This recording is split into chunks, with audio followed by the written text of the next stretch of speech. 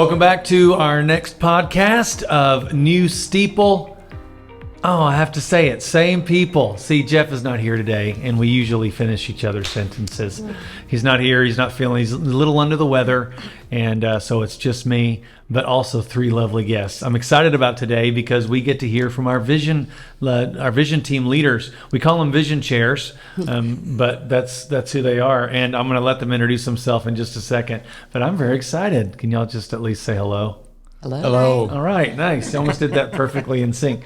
Well, just so you know, this is our podcast where we're kind of trying to let our people here at Johnson Street and anyone who's just listening at all, why we do some of the things that we do. Church is a multifaceted thing. Am I right? There's so many different aspects and parts and facets to what church is all about. But today's conversation, I'm excited about because it really doesn't necessarily speak as much to what's happening now as much as what is gonna happen and where we're going. So we're gonna be talking about our vision process, and we've been doing this for about a year now, almost a year. Is that right? Yes. Sometimes it feels like a lot longer, doesn't it? What? It feels like a year. It feels like a year. But we're going to kind of let them talk a little bit about the process, what they've been doing, why they've been doing it, and maybe what are some things that you guys might need. So let's go and start around the room. Introduce yourself. I don't care who goes first. Let us know who you are, maybe what you do for a living, and how long you've been here at Johnson Street, maybe? Who wants to go first? Ladies always go first. Okay, well, my name is Heather Schoen, and I have been coming to Johnson Street since I was 3 weeks old. My parents were members here before, and they brought me as a child. And after we went to ACU and met my husband, Derek, we moved back to San Angelo and placed membership. And so my husband, Derek, and I, and our three kiddos, Tucker, Adeline, and Colson, are members here. And I am an instructor at Angelo State University. So that's great. Good. Glad you're here. Thanks for doing this. I'm Nancy Dunlap. I've been here since I was 5 years old. My family moved to San Angelo after my father graduated pharmacy school, and we came to Harrison Irving back then because of neighbors who invited me as a child to go, and then, as Scripture says, a child shall lead them, and here my family came, and my parents were baptized, and then we all grew up here. So, except between 69 and 79, I've been a part of this family. Wow. And you were married here? That's right. In the chapel in 1965. Wow. Yeah. So our kids were all brought up here, and it's a great church. I love this family. We were married here too. You were? Yes. Nice. 2006. Are you done? Well, when you were celebrating your 30th anniversary, we moved to San Angelo at the end of 1995. And we've been here ever since. My name is John Fortenberry, by the way.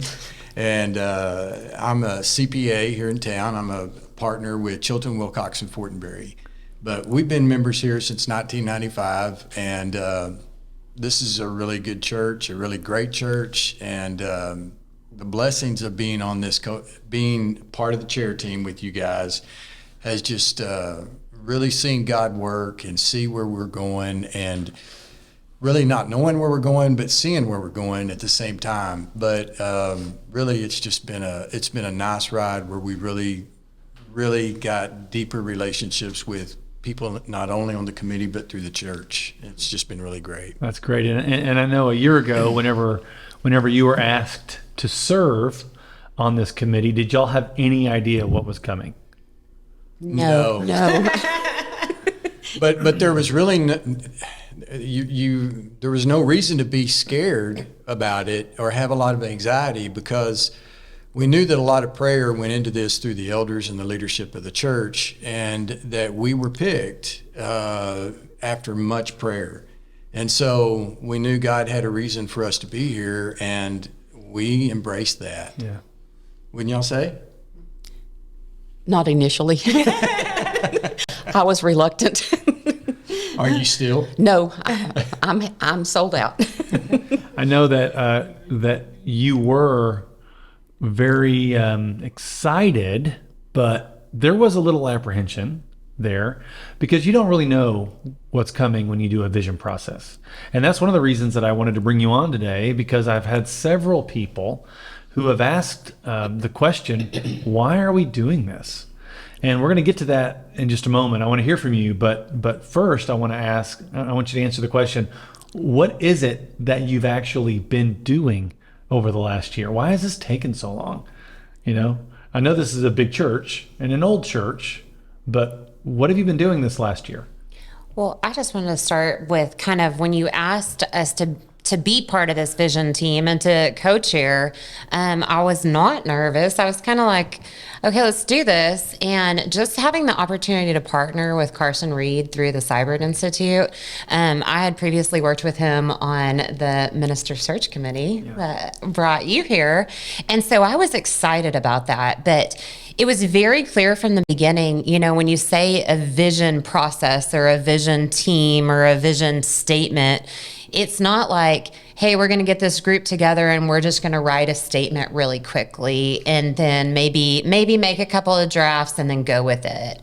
And from the beginning, I think I kind of asked you, is that what we're doing? Because I don't think I'm really on board.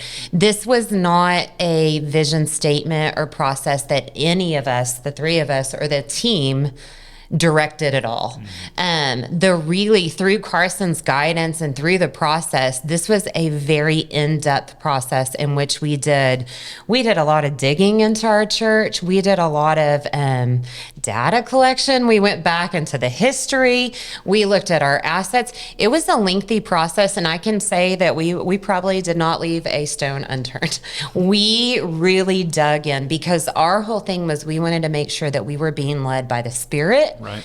And that we were looking for God's preferred future for our church, not Nancy, John, and Heather's preferred future or Scott's preferred future or the vision team. And so, it's taken a while, but it's because of the depth that we've gone into before even starting to write a statement. So it was not a quick process, but I think that that's a good thing. It's not a man-made process. This was a God-led process. Yeah, I do remember that conversation that you said, are we just going to write something? Because I'm not supposed to me. And I remember, thinking, I hope that's not what we do. Right. Because I've even had some people say to me, vision statements are polarizing or uniting. And I'm like, oh, okay. Is there not anything in between? But I think that comes from a place where they've been involved in organizations that one person comes in and says, this is our vision, let's go. And not everybody's really on board because it's not really a communal vision. And what I love about you three is that you have really followed what the Spirit is wanting to do here and not just you three individually. And I hear that. In the beginning, we actually prayed for that to take us out of this equation. Yeah. And that was pretty important to all of us, and God answered that. But going along with all the digging and all the data that we've collected, it's been very enriching to see the history of the church, and you'll talk about that, I hope, in a minute, but where we've come from and everything. But sometimes when you dig, you got to get prepared for what you're going to see, and it's not always gumdrops and lollipops. You know what I mean? And so there were some tears. There were some very sad times that we didn't like what we were finding, and it was. We were never discouraged, but it was a moment of reckoning, I think, for the team. Very sobering. That's the word I would use. Our group met with deacons. They interviewed them and to find out what's going on here. A lot of us didn't know all that was going on here, and it was exciting, and sometimes it was sad because things had kind of waned. And we needed them to be waxed. So we needed them to, move. We wanted to hear all the sweet stories, and sometimes we didn't. And so, but again, we weren't discouraged. It was like, this can be fixed. This can be fixed. These people love Jesus. They want this church to grow. They want to be a part of this. And We've just got to help this along, whatever that's going to look like. Right. Maybe some restructuring, maybe not. We don't know yet, but it's exciting. Yeah.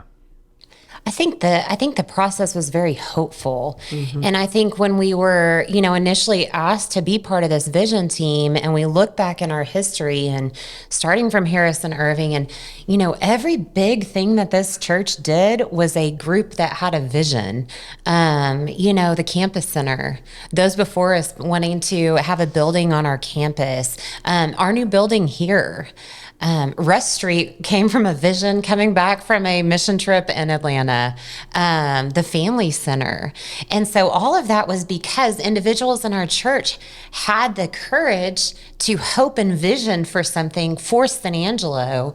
And that was reassuring. I always felt hopeful in that process of, God needs people to have vision and cast vision so that he can come in and work and he can do big things. And, just like we prayed to take us out of it, we also prayed, God, help us be prepared for big stuff and help us be prepared for God to work big and do big, to bring down fire like Elijah prayed. Like, let's dream big here, because women and men before us have dreamed big for this church, and look where we are now. Mm-hmm. And if we go back before the Harrison Irving days, back in after the Civil War, there was nothing really out here. So that's where Fort Concho came. And it was stated that the religion follows the frontier. And so the frontier, we were probably in front of the frontier because the frontier hadn't made it to San Angelo at that time. There was a lot of bad stuff going on here, but back before Ben Ficklin had the flood, there was a lady there that had 3 little girls, and she created a Sunday school right there back in 1890s, and she was teaching people. Her and one of her daughters died in the flood. It's recorded that they were the ones that died, but that's where this kind of stuff, that's where the roots came from, that Johnson Street became. And that's what we built on. This church is built on. Yeah.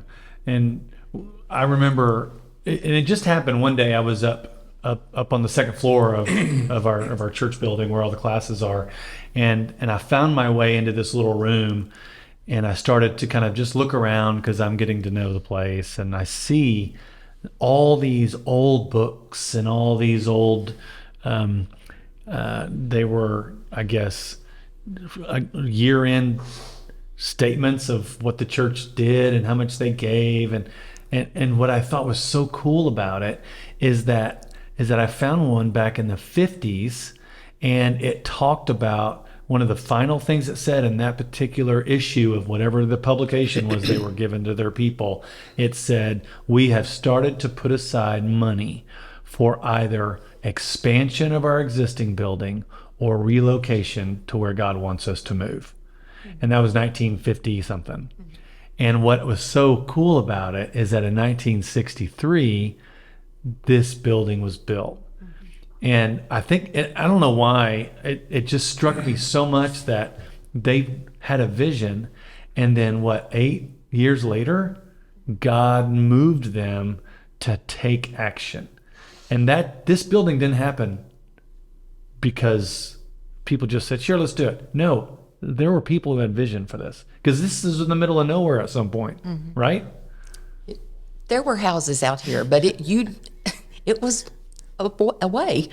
So to think, why are you moving out there? Yeah, there's nothing there. There's nothing there. Right. And now our building is surrounded by Angelo State University, homes, and we're actually on one of the highest points in San Angelo.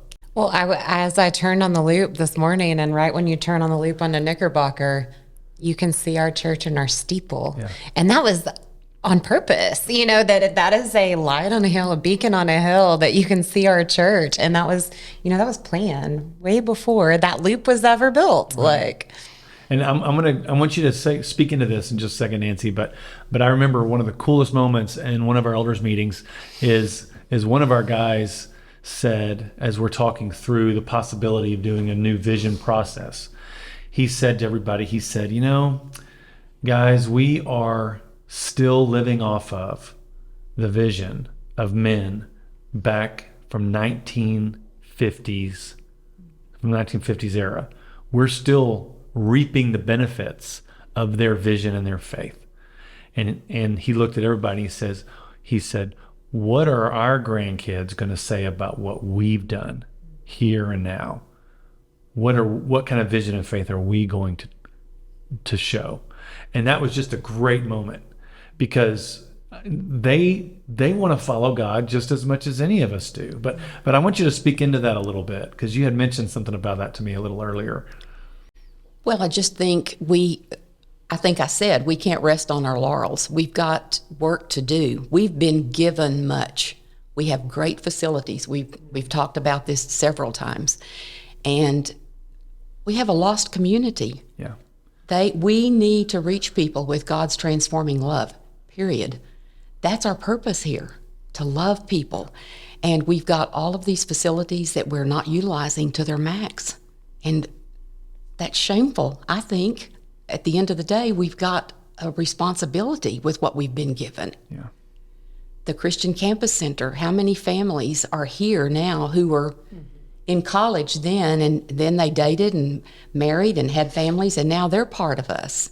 And some of these people who have gone before, whose shoulders we're now standing on, they're gone. And it's up to us now to make the difference. So we've got to look into those things. Russ Street's another example that, people have their physical emergent needs met, but they're being met spiritually too.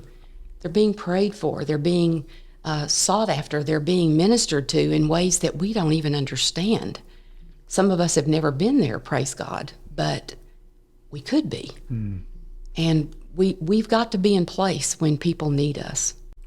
Well, and I remember one of our first conversations with Carson, when Carson came down. I don't know if y'all remember this. And people kind of said, why are we doing this now? Which I know we're going to get to in a minute, but it was the idea of, quarantines happened and COVID's happened and the world, we just need to get back to where we were before COVID. We need to get back. And newsflash, there's no world as it was before COVID. I mean, this is a different world that we are in. And Carson said, never waste a good crisis. Never let a good crisis go to waste. Yeah. And this is an opportunity that our world and our church looks different than it did 2 years ago. And that's just the reality that we're in. And we do have assets. We do have facilities. We have all this great technology now and great people. And we have all these things. And so what is that going to look like post-COVID, post-quarantine? If we're going to have a vision, it's not going to be to go backwards. And that's not what our forefathers did. That's not what we're going forward. And so we're looking into the future and saying, how can we use what God has given us? People, assets, facilities, all of these things, and how can we fulfill God's mission, which is to go into all the world and preach the good news and to love others as He loves us. Yeah. As a church, our mission is not going to be to sit back into a recliner. Right. We're not going to go back. Our mission is to get up and go, right? And what I see, you kind of are bleeding into this a little bit, into the why. But whenever you look at Scripture, Luke 9:51 is a verse that says Jesus set his face resolutely to Jerusalem. He was ready. That was a moment whenever he was going to Jerusalem. He knew it awaited him there. If you look at his mission, I think he knew very clearly from the beginning what his mission was, and his mission was to save the world. That's his mission. But I don't think he necessarily knew how he was going to get there. And his each and every day was filled with prayer, was filled with opportunity. It was filled with going left instead of right. It was, I'm going to bless this person, and here's another opportunity. And he was using the gifts that he was given to make it to where the mission of God would be fulfilled. And that's one thing that we were explained. It was explained to us as God has a mission for every church, and it's all the same mission, to go into all the world, to make disciples, to baptize, and to teach them to obey everything that God has commanded us. But because we're different, the way we fulfill that mission is going to look different than another church. So that's really, if you look at those people who are asking, why are we doing this? Well, how resolute are we? Right? I mean, how focused are we to fulfilling the mission of God? And if anything, this statement and this process will help us become more resolute in as a church fulfilling the mission of God. So let's get into the why. If someone were to ask you, why are we doing this? And we're going to get to our statement here towards the end. But if someone were to ask you, why are we doing this? How would you respond to that question? This is really why we're doing the podcast. I want those people to know this is why. Part of the why for me is we alluded to that earlier about COVID. We are living in an ever-changing world. It's not like what it was when we were all 5 years old or when we were 15 years old. The world is changing. And the church, Jesus is the same today as he was yesterday. We all know that saying, but things have got to change with the way that we do things. And the church, Johnson Street was one of the first to be able to stay online and keep the doors open, so to speak, when they did their live streaming. And so we really had that connection with people. And we grew outside of that with people that didn't live close by because they were watching us online. But we have to change the way we do things because things don't happen the same way they used to do. And so we've got to think outside of our box because God is leading us somewhere, and he's leading us to think, and I don't really want to use the word progressive, but we've got to reshape the way we approach ministry.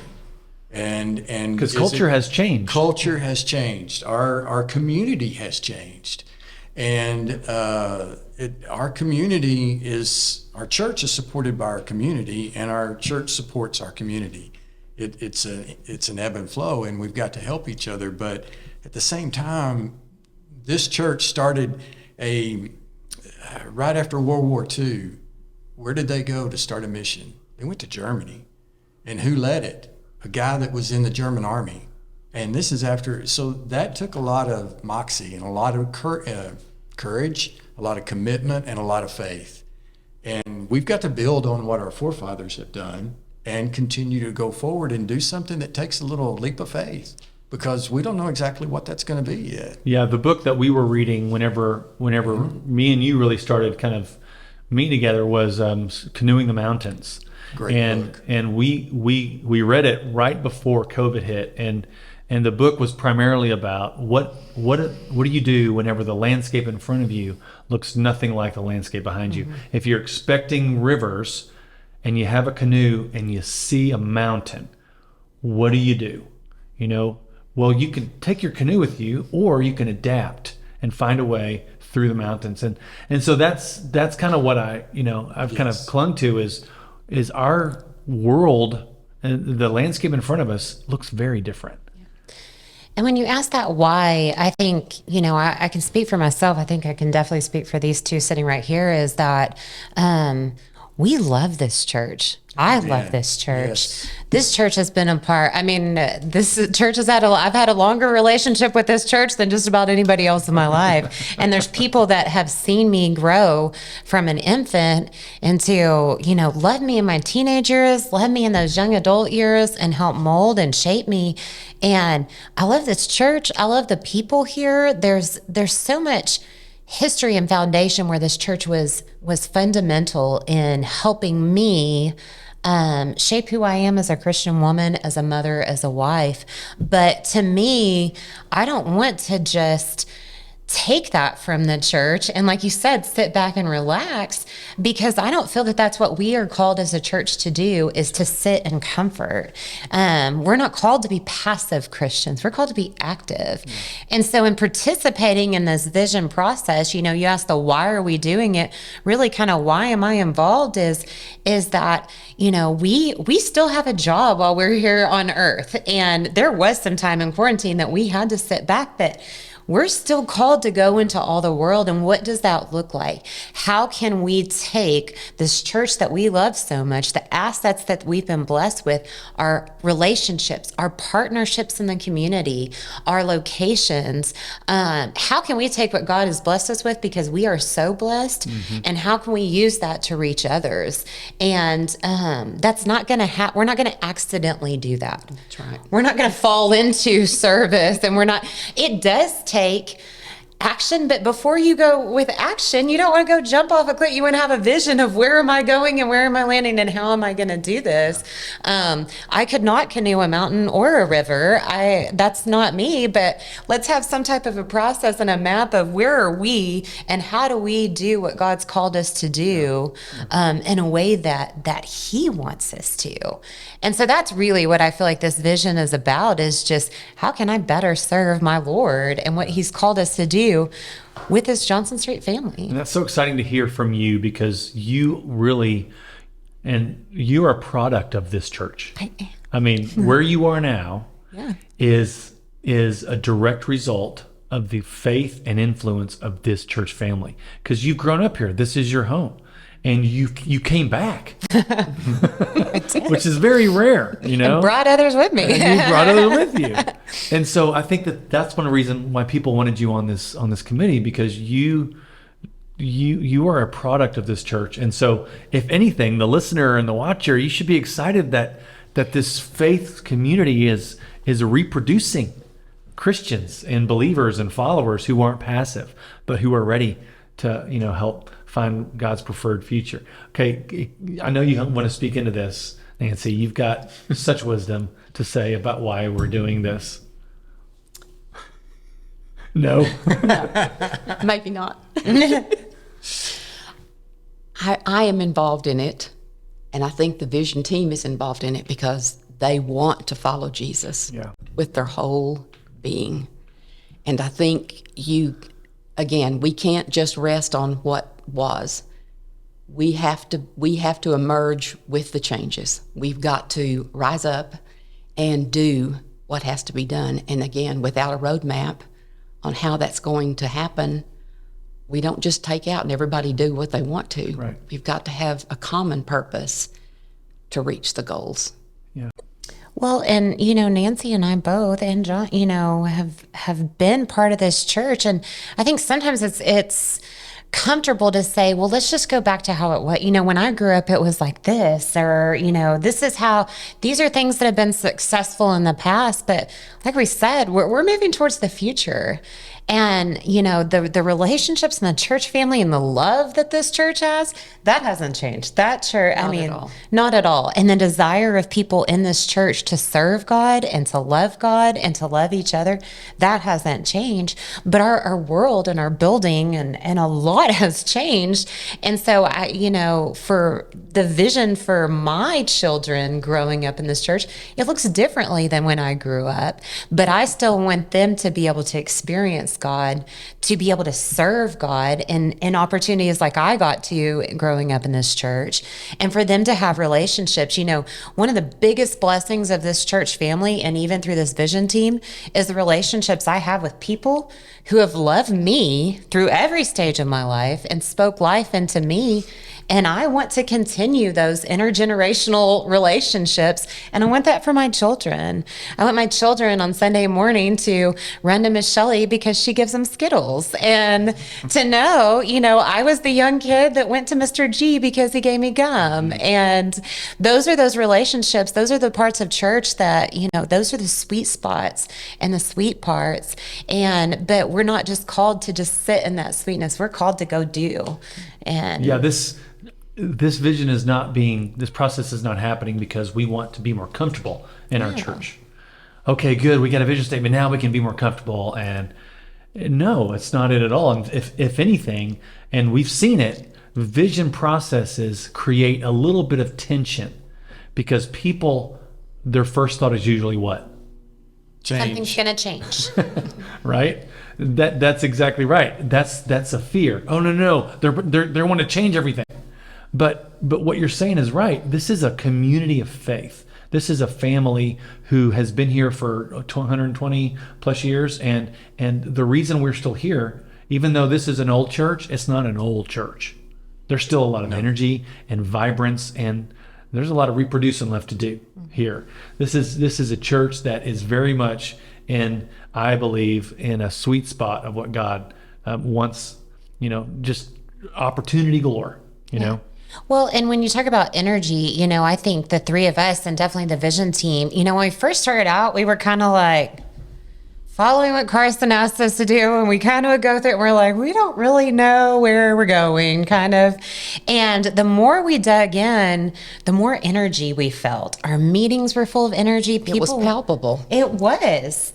And the conversations that were happening, the work that was happening. Prayers that were being said. The prayers. That was awesome. Yes. It was just such a time. And then, and we can get to this more, but then when we invited the church to participate in the vision development workshop, we didn't know what that was going to be at all. Yeah. And that was 3 hours of energy packed conversation of people within our church. 105 members of our church came together to dream big. Yeah. And this is not a church that is ready to sit back and is dead. This is a church that is ready to act, that is ready to dream, that is ready to move forward. And it was exciting. Yeah. If you think about it, what is the opposite of change? And think about water. If you're in the mountains and you see a little stream and the water's running, you smell things. It's just all peaceful and everything. It's very calming. Fresh. But you come across fresh. That's a good word. You come across water that's still. It's not. It's changing, but it's not changing for the good. What does stagnant water smell like? It's not good. Yeah. And so that's because what's in that water is beginning to die. And this church is not going to die, and because God's got a vision for it. Yeah. And if we sit back and don't do anything, then we won't ever be able to change. But we're not changing Christ. We're not changing anything. And a vision is not necessarily the mission. The mission is to follow Christ. And to love God with all your heart. We're not changing any of that, and we're not asking anybody to change any of that. We're just looking at new ways of doing the same thing and being more productive. Is that? Yeah. And so whenever you look at, why we're doing this, I guess a good answer would, and we've kind of alluded to it already, is we're trying to figure out and find and understand God's preferred future for our church family. Because that's true. God has a preferred future for us, and because I think we're probably one of his favorite churches in the world, I think for sure. He's got a very unique vision for us, a very unique preferred future, because how we interact with people is going to be different than how other churches interact with people in this city. Not better, not worse. It's different. And so to be able to really capitalize on the work that you've done and to fully utilize our assets and our energies and our excitement so that we can do what we've been called to do, and that is to reach people, to expand the kingdom of heaven. I think that's what we're trying to do and why we're doing it. So I wanted to kind of go through just the last couple minutes, we're almost done, is to look through our statement and kind of unpack that a little bit. So we have a mission statement, and we are looking at how we're going to enact this and put this into practice. But who wants to kind of tell us what the vision statement is? I can. Well, I can just kind of talk about how we came to the vision yeah. statement. No, you have to quote it. Oh, I can quote it. But I think a lot of it was we went through this process, and we went through all these different, with our history and our context and our assets and our energies within the church. And we really identified and felt that our vision was to embrace 3 different areas. And we chose 3 different verbs. And there are kind of 3 different actions that we feel that Johnson Street is called to do. And so the first one is a vertical movement. Before we've done anything in this entire process, our job is to make our emphasis on God. Mm-hmm. And so our first verb is to partner with God. And that does not mean equal partnership. Right. What it means is that God is working everywhere in the world, and we want to make sure we align our vision with what his vision is with us. So we're going to partner with God in his vision that he already has for us, and we're going to make sure before we even take one step that we check and make sure, God, am I in alignment with you? We don't want to go on a vision and then ask God to join us. Right. We want to go on God's mission, and we want to join him on that. Don't want to get ahead of him. No. He's asked us. Yes. And so that's where we're partnering with God of what he's already doing, and we're making sure that we have that vertical movement of us to God. Mm-hmm. And then the second thing we found, and we've talked about this, is just our love for our church family here. Yeah. And for the year to 2 years that we may have been a little separated in quarantine, and some of our loved ones couldn't safely be here with us. And we've lost some loved ones through this time. And we've lost loved ones, and just the feeling and desire that we have to embrace each other within our church, that our church family is a really important piece of Johnson Street, is the church family, not the church building, the church people. Yeah. And that as we are working together as a family, that we really do embrace each other as followers of Jesus, that we embrace each other because we love each other. We embrace each other even if maybe we don't always see eye to eye on stuff, but if we're both following Jesus, then you know what, we're part of that church family. So we're going to embrace each other as followers of Jesus. And then the third, and this is where we get kind of excited about, not that we're not excited about the first two, but that embracing is kind of an inward motion. And then we believe that God's called us to go out. And so we want to engage our community with God's transforming love. And engagement is not a passive word. It is not a passive word. And so that's going to help let us have the opportunity to look in different areas of what is our community, what needs does our community have. We've talked about our strategic location right by Angelo State, right by Glenn Middle School, right next to Crockett Elementary. Our position of Russ Street in the midst of a neighborhood who has a lot of needs. And how can we use what God has blessed us with to be able to engage our community with his transforming love? And that's a key piece, is that God has love for all of us, and we love God and we love each other, but how can we use that love to then engage those in our community who may not feel that in other areas? So we are going to partner with God. We're going to embrace each other as followers of Jesus, and we are going to engage our community with his transforming love. And that's why we spell people with Peeple. John, that is not why we spell it. Yes, it is. It's right up there. So we talk about, partner, embrace, engage. And we, that helps us kind of keep our focus of, upward, inward, and outward, and what God's called us to do. So. Well, that's very exciting. It is exciting. We're really excited about it. And maybe some people they've discussed an issue with the word partner, and we don't see that as we're partnering with God, and that's, y'all may want to cut this out. No, but it is something to be said that there was a lot of thought and prayer into each of the words that we came up with. And whenever it came to this idea of partner, it was in no way meaning to be equal, but it was also actually a way to join in God with God's ongoing work. And because we are co-workers with God. We are. That says that straight in Scripture. Yeah. We are co-workers with God. We are God's field. We are his building. We are God's plan A. To change the world. Well, and the church is the bride and Christ is our groom. And that's a partnership and a relationship right there. And we, from the very beginning, we just wanted to make sure, and I told you, we don't want to write a vision. We don't want to make a plan if it is not in alignment with God's will. Right. And that is, that's huge. The other thing I will say is at the end of the day, if all we came out of this was this nice, shiny statement with good verbs and everything, then we failed. Right. Because, when we unveiled that vision statement, and that vision statement was prayed upon and talked about, and that was a very lengthy process. But, when we did the vision development workshop, the statement was not the end. we didn't close this process. We are still working. Right. And so if we just have a vision statement to put on letterhead or a website or whatever, then that's not the purpose of this team. There was a lot of time put in, and a prayer put into those 3 verbs, and then to put the rest of the words around those. And that's what we wanted, the upward, the inward, and the outward. And it's all a circle.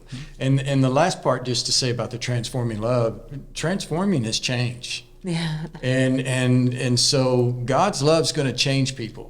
Oh, yeah. It's transformational. It's a transformation. And he's going to use this church to change and transform people with his transforming love. That's exactly so right. there was a lot of thought that was put into this. Well, a lot of prayer. I'm excited. And the last question that we're going to ask is, you may not know the answer to this yet, but it's not just the 3 of you on this vision team. There's about, 17 to 19 total? And we really probably haven't talked enough about the rest of the Oh, man. I mean, everything that they've done. It's not just the 3 of us. Oh, right. No way. You kind of represent a larger group of people who Yes. have spent a lot of time working through this process as well. And they've given up time with family. They've given up weeknights. They've given up Zoom time. Sunday afternoons. and they've been right in the midst of all this, and it's such a great group of people. But with that in mind, what is it that you guys need? We ask who you are, what you do, why you do it, and usually we ask, what do you need? Other than obviously prayer, but I think speaking for myself, and I think I can speak for y'all too as well. We need people, if they've got a question, rather than to talk about it amongst themselves, come talk to us and talk to some of the elders, and let's see if we can continue to stay on the same path, and maybe we can shed some light on some things that maybe are misconceptions, if there are any. But that's what I think is something that we need. Because this process was initiated by the elders. Yes. And the process was prayed upon and commissioned by them, and y'all have taken that and run with it. And so to me, this is a spirit-led, spirit-driven process. And so if there are questions, that's the best thing to do. Come and talk to you directly, or just ask the source. Yes. Me or you. That would be great. Well, and I think what I was mentioning earlier is we're not done. We have our vision statement, and the next process of what we're doing, which we're ongoing, is just to develop some objectives, some key objectives, and we're using the work that we did in the vision development workshop, which was not our doing. It was the church that came and showed up and dreamed and gave ideas, and we've taken every single word that was put on a piece of paper. We have looked at and we have prayed over words and phrases and whatever. Every single one. And we've taken all of it and we've compiled it and we've prayed over it and we've identified some key themes from that and we've prayed over it and we've gone through. And so what we're going to be looking at now and then in the coming weeks and months is some objectives, some key objectives in the areas of worship and of community and of discipleship.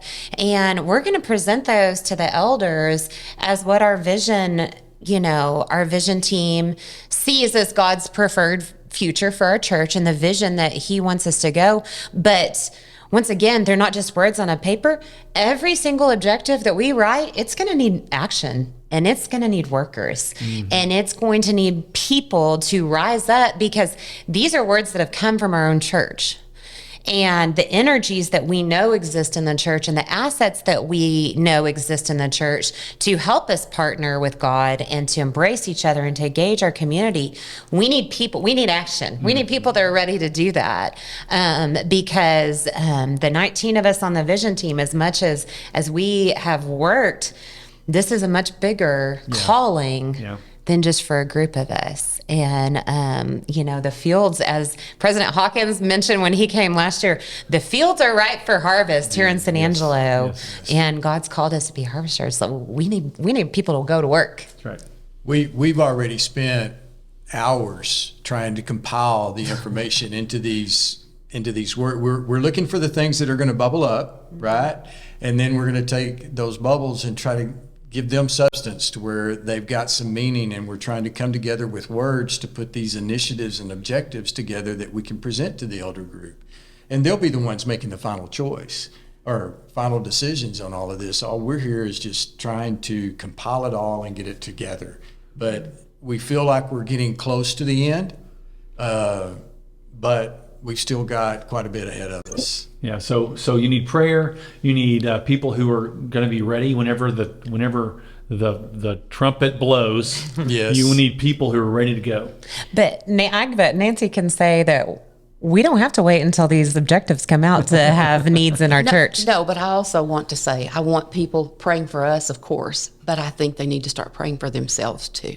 Right. Oh, amen. Where is God That's leading good. you? Oh, man, yeah. 'Cause this What, is, yeah. you know, you're going to have a part in all this, Right. and you're needed. And so I'm hoping that they are praying for their giftings to be revealed by Holy Spirit to them. And if they don't know what they are, find somebody, pray for God to put someone in your path who will help you identify what your giftings are so that you can be used right now and in the future. Right. You don't have to wait for another couple weeks. Right. Months. Hopefully it won't be months. Hopefully not, Till but- we get some things going. But there are things to do now, and there's a lot of prayer to be done now too. Right. So Well, and pray for the people that we don't even know right now. They're going to be impacted by this vision. Absolutely. That are going to be part of our, a year from now, who is going to be part of our church family that we don't even know right now? Who is going to be part of our, workers in our kingdom that in 5 years, 10 years, that are going to be impacted by some of the vision that is being cast today? yeah. It's exciting. Which people are in our congregation today, active, not part of the vision team, but have got assets that are they've got characteristics about themselves that they can be a strong participant in this vision Right. once it starts to go forward. Right. And they may not even know that yet. So it's going to be really revealing and really cool. Yeah. Yeah. Well, thank y'all so much for being here. See, it wasn't so bad, was it? It's all right. Okay, good, good. There was a little anxiety when we started. Y'all just kick it into high gear and go to town. I love it. Hey, I'm just going to end by saying thank you for watching. Thanks for listening. And as always, if there's a question that you have, why do we do this or that in our church, or even in our faith here, or the practices or traditions, let us know. Maybe we'll devote a whole podcast episode to answering your question. Just email me the question, scott@jscc.org or jeff@jscc.org. But thank you so much for listening, for watching. Thank you guys for being here. And I'm looking forward to what God's doing next. But for now, I'm Scott, and this is the New Steeple, Same People podcast. Thank y'all.